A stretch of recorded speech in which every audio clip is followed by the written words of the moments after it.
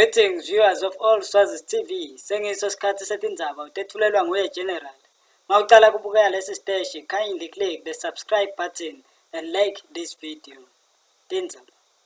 Bantwana besikole lapha Elulakeni High School have joined Hosea in Gawzela High School in boycotting Mswati's government and demand the immediate release of arrested pro-democracy MP Sinembiko. Students from Elulakeni High School today joined Hosea High School in boycotting classes as they want immediate release of pro-democracy MPs and independence.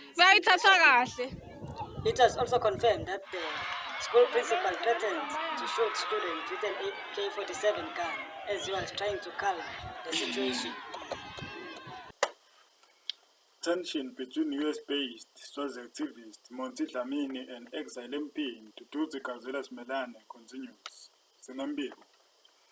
Indzaba ya Monty Tension kanye nemhlonishwa Gawzela iqale some weeks ago emva kokuthi Monty asole yena umhlonishwa ukuthi akafuni ukumfaka ku-program yama-family meetings.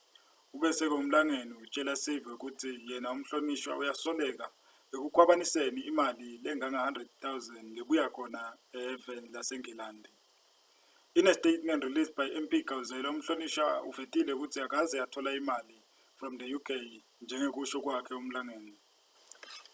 Sibe sesikhulumisana nawe eMaswati sithi nitsathele lapho achaze khona ukuthi hayi umlangeni Mandla Monty Nkosi ufuna ukuthi eMaswati alahle i-focus from the struggle nekuthi he was expecting some praise njengawe ma-MPs.